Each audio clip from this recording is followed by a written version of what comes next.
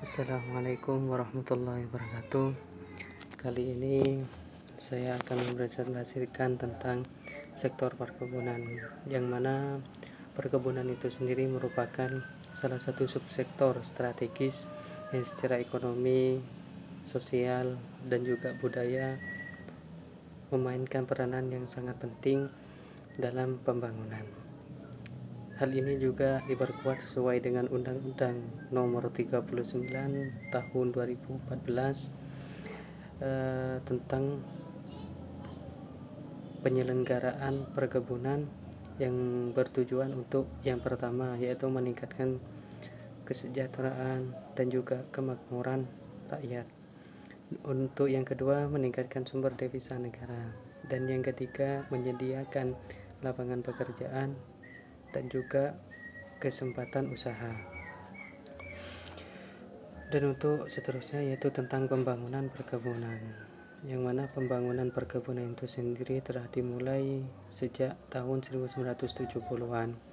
Dalam realisasi kebijakannya, baik perkebunan besar ataupun perkebunan masyarakat ataupun rakyat, itu antara tahun 1970 sampai dengan 1980, yang dibiayai Bank Dunia, meliputi yang pertama pembangunan pada areal yang telah ada dengan pola unit pelaksanaan proyek atau lebih singkatnya disebut dengan UPP.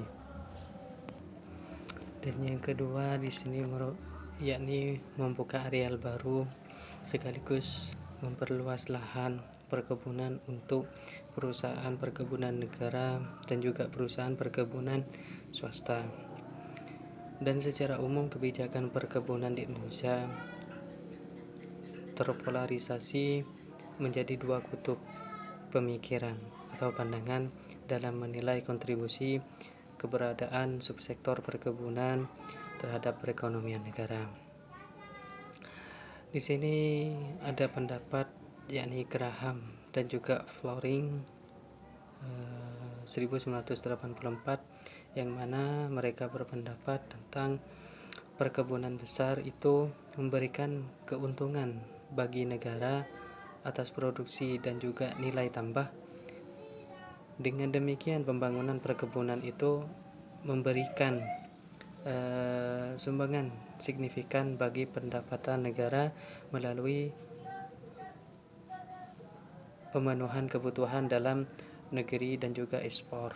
Jadi menurut Graham dan juga Flooring ini, pendapat mereka yaitu tentang perkebunan besar yang memberikan keuntungan bagi negara dengan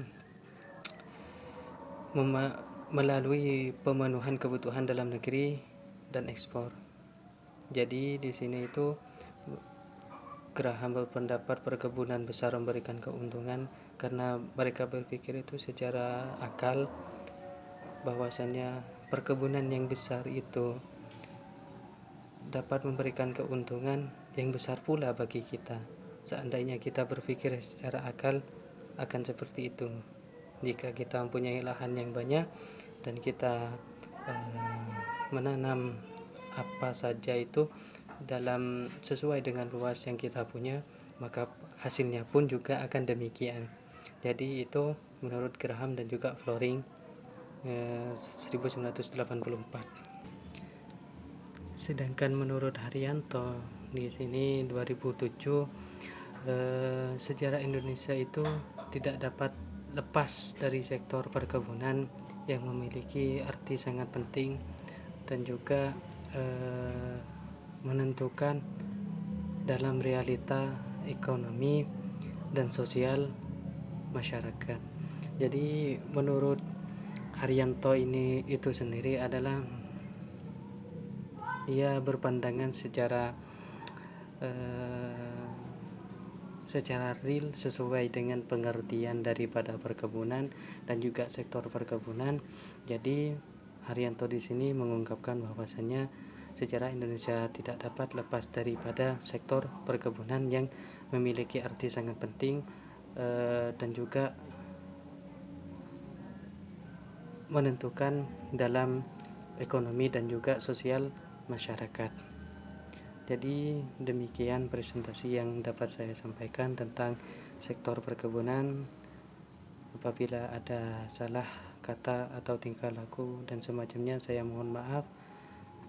Saya akhiri. Assalamualaikum warahmatullahi wabarakatuh.